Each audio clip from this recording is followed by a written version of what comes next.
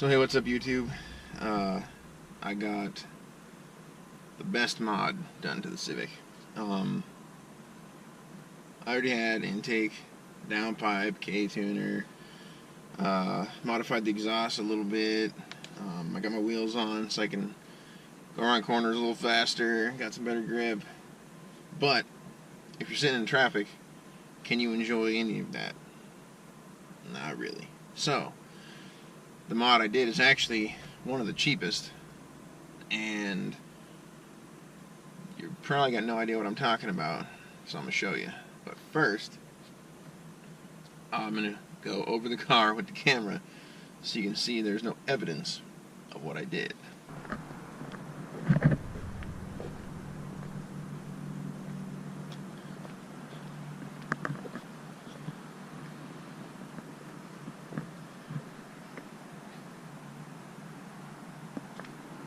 Alright, so are you curious to know what I'm talking about yet? Let's get the car started up.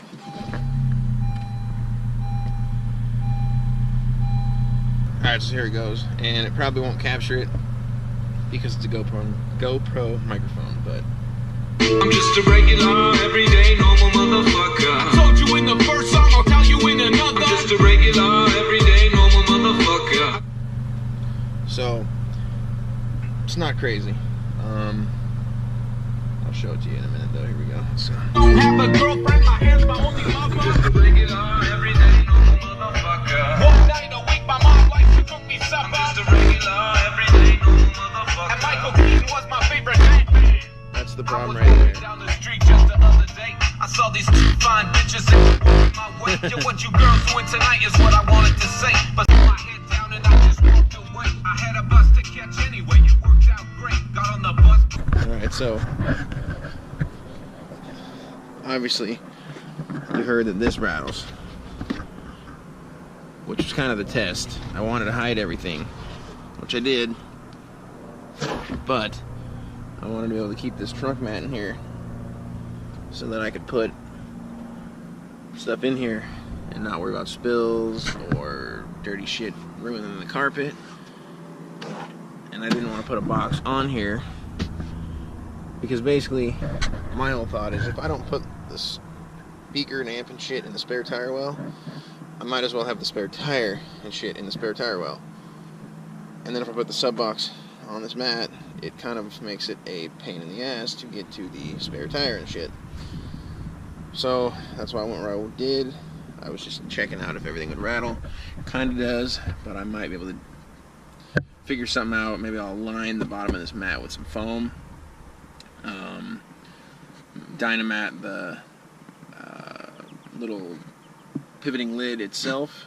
See if I can stop all that or minimize it. Didn't hide this though, but you can't see it standing at normal eye height right here.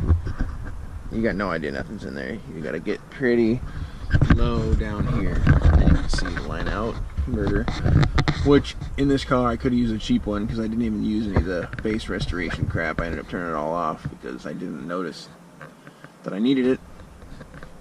Wiring ends up coming up here instead of tucking it through right there where I used to do. I followed the path and then there was kind of just a bunch of sharp edges, so I actually came up this pillar and went across right here. And under the hood, you tell me where the amp wire is.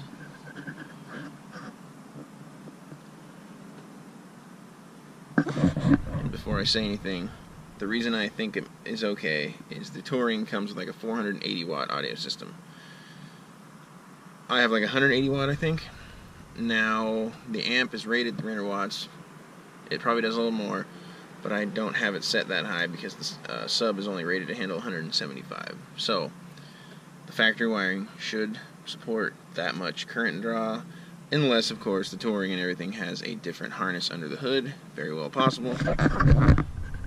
This wire here from the battery goes over here, comes down, and comes back up right there. You can't see it, but it's not this wire. It's the one behind it. I added this wire. Bent the terminal, slid it in there, screwed it down, and it actually goes under the battery box and under everything through, there is the big harness goes over the clutch pedal right through.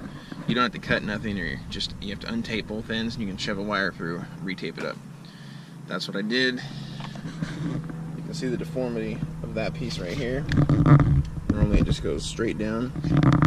I got it very hot with a heat gun, and then just stuck it on. Kind of pressed it around that wire a little bit, pulled it off, got it really hot, stuck it on until I got it to mold to where it's a little tougher, but still it basically clicks on and off like normal, but it hides the wiring. So if you're looking for an idea how to do a stealth install so nobody's gonna know if they get in under the hood, in the trunk, whatever. And also I gotta find some better self-adhesive tape because it keeps falling off, but I just put the remote knob right here, and it's not really that inconvenient to get to when I'm driving. It is, because if I touch it, it likes to fall off, but if I get some better tape, it'll be fine. I got 2 Image Dynamics 8s in my other car off of just a concept. I think it's like 250 watts on the 5th channel, and it's a bigger ported box. Sounds a lot better. Not a lot better, but it's a lot louder.